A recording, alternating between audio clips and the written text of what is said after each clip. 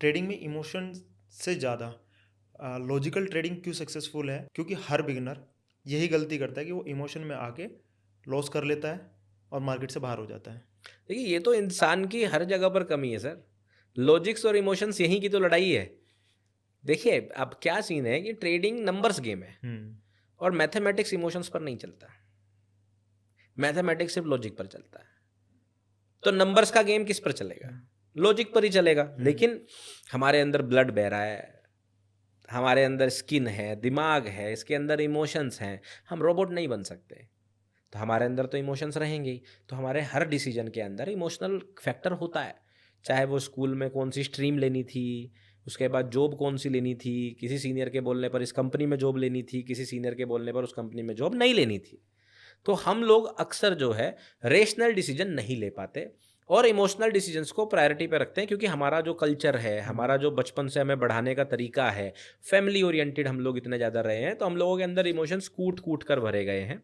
गलत नहीं है, मैं ऐसा बिल्कुल भी नहीं कह रहा हूँ। आपके रिश्ते चलाने के लिए आपको इमोशनल डिसीजन ही लेने पड़ते हैं अक्सर, लेकिन मैथमेटिक्स सिर्फ लॉजिक से ही चलता है। तो सबसे बड़ा चैलेंज किसी भी ट्रेडर के लिए अगर कुछ है तो वो अपने इमोशंस को कंट्रोल करके अपने दिमाग को लॉजिक्स के अंदर पिरोना ही है। ट्रेडिंग के अंदर, क्रिकेट के अंदर, सिंगिंग के अंदर, हर जगह पर आपने ये बात सुनी होगी, जैसे जब कोई खिलाड़ी फॉर्म से गुजर रहा होता है, आप देखते हो जैसे कि बीच में हमें लगा कि 2021, 22, 23 के आसपास विराट कोहली जो है वो उतना अच्छा परफॉर्म नहीं कर पा रहे थे, तो लोग बोलने लगे रिटायरमेंट ले लो, ये ले लो, विराट कोहली को वर्ल्ड कप में क्यों खिला रहे हो? जीते ना वर्ल्ड अभी कप जैसे विराट कोहली की हमने वजह अभी से। एमआई का भी एग्जांपल देखा। हाँ बिल्कुल, विराट कोहली की वजह से वर्ल्ड कप जीते कि नहीं जीते? बिल्कुल। फाइनल में वो ना चलता तो हो गया था काम, हम्म। राइट? सो क्या है सीन कि आपको समझना पड़ेगा, जब फॉर्म चली जाती है तो क्या लगता है आपको, क्या विराट कोहली बैट घुमाना छोड़ देता है? नहीं। विराट कोहली को यही नहीं पता चलता बैट कैसे घुमाते हैं, कवर ड्राइव कैसे लगाते हैं। जिस चीज को मतलब कवर ड्राइव विराट कोहली सोते सोते लगा दे, आप उसे एकदम बिल्कुल गहरी नींद में सो रहा हो, 2 घंटे बाद उठा के खड़ा करके बैट हार में दे तो वो कवर ड्राइव मार देगा। वो आदमी जिसके मसल मेमोरी के अंदर भी बैट कैसे चलता है वो है, फॉर्म कैसे खराब हो जाती है? It's all about mental.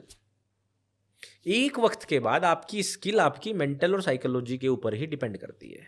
तो जब वहां पे प्रेशर होता है तो खिलाड़ियों की फॉर्म बिगड़ती है, और इसलिए जब बोलते हैं फॉर्म जब खराब होती है तो आप थोड़ा रेस्ट करते हो। आपने देखा होगा खिलाड़ी मेडिटेशन ज़्यादा करने लगते हैं, बातें करते हैं, कहीं ट्रिप पे चले जाते हैं, गैप ले लेते हैं। वो क्यों दिया जाता है? जिससे आपके ऊपर जो मेंटल प्रेशर होगा वो निकल जाए, वो रिलीफ हो जाए, वो रिलीफ हो जाए, राइट? तो वो रिलीफ होगा तो आपका जो है ऑटोमेटिकली फॉर्म हो जाए। बैट तब वो घुमाना आता है, बॉल देखते ही बैट घुमाना आता है। सिमिलरली ट्रेडिंग के अंदर भी है। तो ट्रेडिंग के अंदर भी आपको टेक्निकल एनालिसिस तो आ जाएगी, स्ट्रेटजी तो आ जाएगी, लेकिन लॉजिक बनाए रखने के लिए अपने इमोशंस को कंट्रोल करना। इसलिए बोलते हैं अगर लगातार स्टॉप लॉस होने लगे तो गैप ले लो, 2-4 दिन घूमाओ, इधर उधर चले जाओ, किसी रिलेटिव के यहाँ चले जाओ, फैमिली के साथ टाइम बिताओ, जिम में एक्सरसाइज करने चले जाओ। दिमाग में मत रखो उस बात को, दिमाग खराब हो गया ट्रेडिंग खराब हो जाएगी। और प्रॉफिट होता रहे, प्रॉफिट होता रहे तो भी करिए, ओवर कॉन्फिडेंस आ जाएगा। भाई ओवर कॉन्फिडेंस की भी तो समस्या है। तो यही तो लोग बोलते हैं कि सर सबसे ज़्यादा क्वेश्चन क्या आता है, सर आपकी वीडियो देखने के बाद मुझे पता चल जाता है कि मार्केट कहाँ जाएगी और मैं आपकी स्ट्रेटजी लगा के मैंने प्रॉफिट भी बनाया। सर इस महीने 15-16 दिन में इतने प्रॉफिट में था, लेकिन लास्ट के 2 दिन में सब खराब हो गया, मेरा प्रॉफिट इतने से इतना बचा। कुछ तो लॉस में ही आ जाते हैं। 20 दिन का प्रॉफिट 1 दिन में लॉस। मैंने कहा उस 1 दिन क्या सर थोड़ा बहक गया था। वो बहके क्यों थे आप? Over confidence. अरे मैं तो 19 सेशन से प्रॉफिट में हूँ, 20वें सेशन में कैसे प्रॉफिट में नहीं बनूंगा? तो ये ओवर कॉन्फिडेंस आता है। अब इससे बचने के लिए मैं क्या बोलता हूँ, इससे बचने का सबसे आसान तरीका होता है कि अपने स्ट्रीक को देखो। आपको पता है कि भाई मेरा यूजुअली 3 से 5 ट्रेड के अंदर स्टॉप लॉस हो जाता है। अगर आपको ऐसा लगता है या हर तीसरी ट्रेड मेरी स्टॉप लॉस हो जाती है, चौथी हो जाती है, और एक वक्त ऐसा है 10 ट्रेड हो गई टारगेट हुए जा रहे हैं, 7 ट्रेड हो गई टारगेट हुए जा रहे हैं, तो जैसे ही मेरे कभी भी 4 या 5 टारगेट लगातार हो जाते हैं तो मैं अगली पोजीशन में अपना रिस्क आधा कर देता हूं। मैं जैसे मान लीजिए 10,000 रुपए का रिस्क ले रहा था कि अगर स्टॉप लॉस हुआ मेरा 10,000 रुपए का नुकसान होगा। 5 ट्रेड टारगेट हो गए तो अगले 2 से 3 ट्रेड में मैं अपना रिस्क 4 या 5,000 रुपए कर दूंगा, क्योंकि मुझे पता है मेरा दिमाग अब ओवर कॉन्फिडेंस में जा चुका है।